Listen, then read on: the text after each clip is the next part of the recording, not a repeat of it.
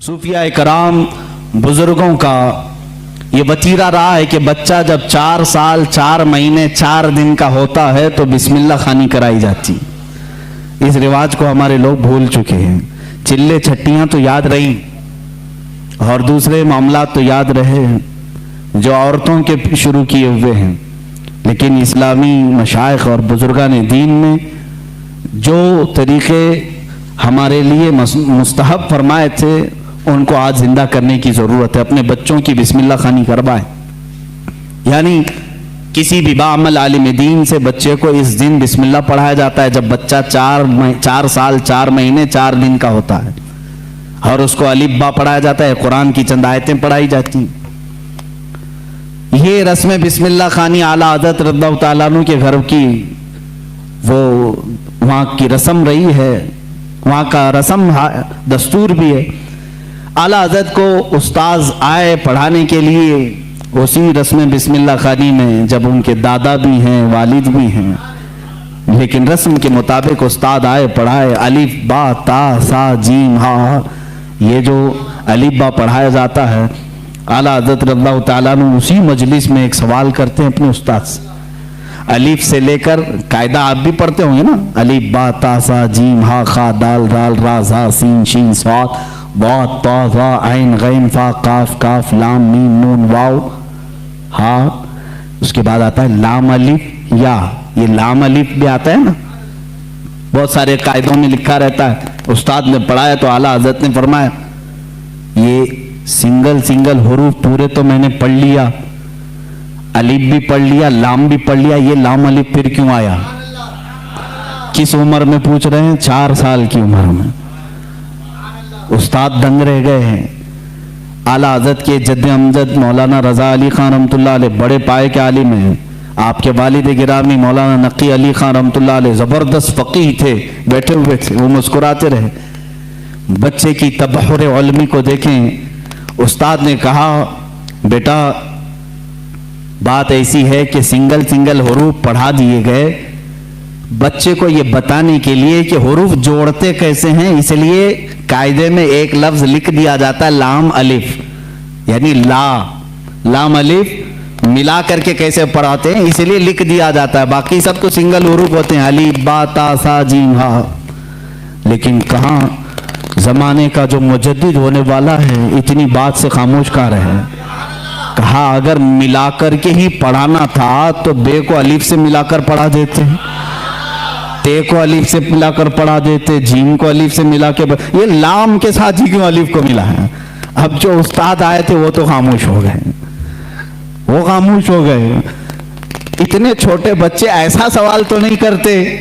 मौलाना रज़ा अली खान रहमतुल्लाह ताला अलैह जो जद्द अमजद थे, दादा थे, उन्होंने सीने से सर को लगाया, कहा बेटा उस्ताद जितना पढ़ाए उतना पढ़ लो। कहा कि अब दादा ये बात मुझे बता दें, दिल तशफ्फी में आ जाए।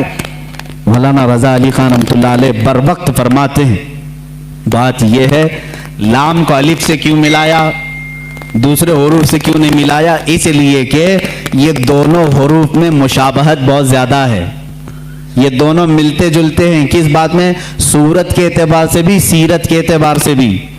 कहा वो कैसे? कहा लिखने में अलिफ भी लंबा होता है और लाम भी लंबा होता है, ये सूरत में दोनों लंबे हैं।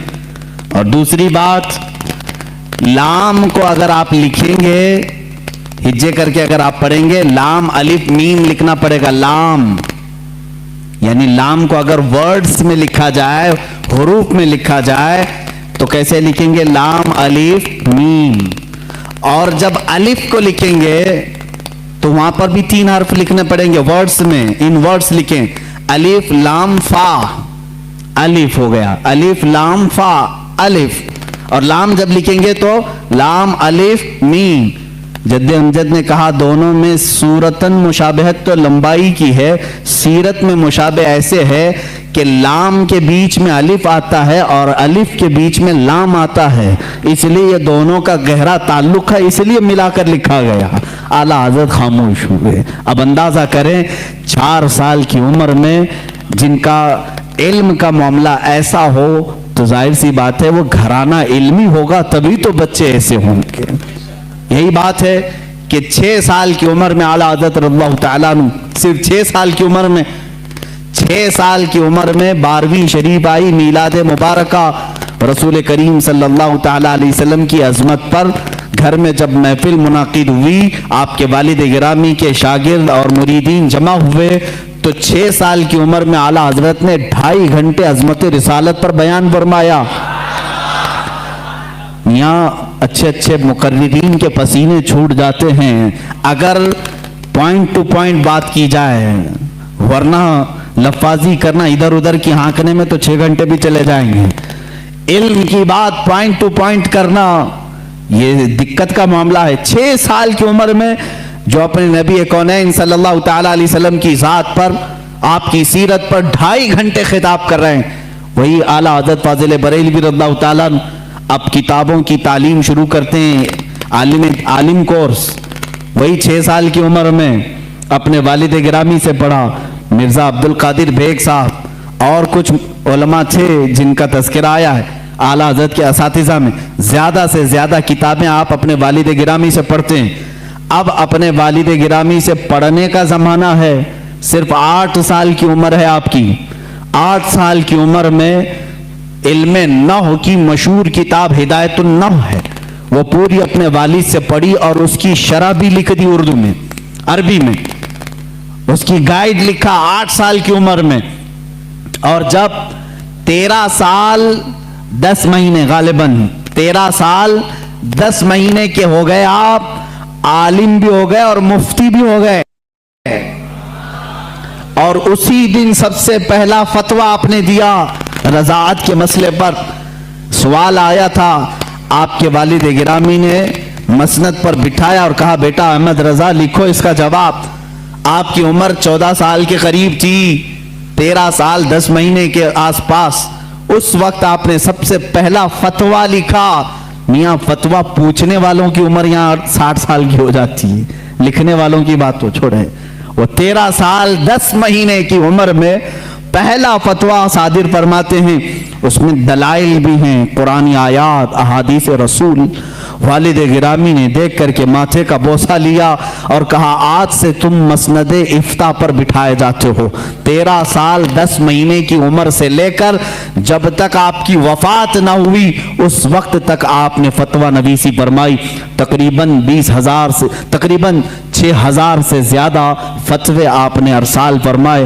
آج وہی فتاوی رضویہ کی شکل میں ہمارے پاس ایک فقہی انسائکلوپیڈیا موجود ہے جس کی 30 جلدیں ہیں، 21,000 صفحات کے قریب یہ کتاب ہے، 250 رسالے اس کے اندر موجود ہیں، 250 رسالے، الگ الگ کتابیں، جو جس طرح کا سوال آیا، عربی میں آیا تو عربی میں جواب، فارسی میں آیا فارسی میں جواب، انگلش میں آیا انگلش میں جواب، جس علم کا سوال آیا اس علم کا جواب آپ نے ارسال فرمایا۔ یہ تقریباً فتاوی رضویہ آج جو چھپی ہوئی ہے 30 جلدوں میں ہے، 30 بڑے بڑے ویلیومز ہیں۔ اسی لیے بہت مشہور خاندان مارہرہ مطہرہ کے اعلیٰ حضرت رضی اللہ تعالیٰ عنہ کے پیر خانے کے صاحب سجادہ کے برادر اصغر فرماتے ہیں اعلیٰ حضرت کی شان میں مینار قصر رضا تو بلند کافی ہے۔ یہ سید اشرف مارہروی صاحب قبلہ ادام اللہ اقبال، وہ ابھی آیات ہیں، انہوں نے یہی فرمایا اور حق فرمایا کہ مینار قصر رضا تو بلند کافی ہے، تم اس کے پہلے ہی زینے پہ چڑھ کے دکھلا دو۔ ارے میاں فتاوی رضویہ تو ایک کرامت ہے، فتاوی رضویہ تو ایک کرامت ہے، ذرا ہدایت بخشش ہی پڑھ کے دکھلا دوں۔ اعلیٰ حضرت کی لکھی ہوئی نعتوں کی جو کتاب ہے ہدایت بخشش، اسی میں بہت سارے لوگ بھٹک جاتے ہیں، پڑھ نہیں پاتے۔ فتاوی رضویہ تو علوم کا ایک سمندر ہے۔ عزیزان گرامی وقار، اعلیٰ حضرت رضی اللہ تعالیٰ عنہ کے تبحر علمی کو اگر بتاتا چلوں تو ظاہر سی بات ہے مجھے 55 علوم پر بات کرنی پڑے گی۔ مجھ جیسا ناقص علم اور کم فہم آدمی ان تمام علوم پر گفتگو کہاں سے کر سکے گا؟ ہمارے علم کی بساط ہی کتنی ہے ان علوم پر بات کرنے کی۔ اعلیٰ حضرت رضی اللہ تعالیٰ عنہ کے تمام علوم پر جو لکھی گئی کتابیں اگر بیان کرنے شروع کریں تو ظاہر سی بات ہے اتنا علم ہونا چاہیے یا کم سے کم اتنا مطالعہ ہو، لیکن ہمارا سرسری مطالعہ ہے جیسے ہوتا ہے اوپر اوپر کے دانے کھائے ہوئے ہیں، بس اتنا ہی دیکھیں اعلیٰ حضرت کو گہرائی تک جا کر کون پڑھا ہے۔ ہاں ایک بات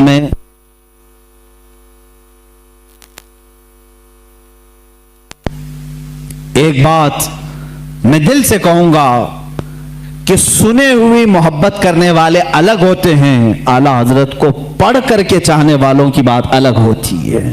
پڑھ کر کے جو محبت کرتے ہیں وہ حقیقت میں محبت کرتے ہیں اور ان کا لوہا مانتے ہیں، اور سنی سنائی ہوئی باتوں میں کبھی ادھر آتے ہیں کبھی ادھر جاتے ہیں، معاملات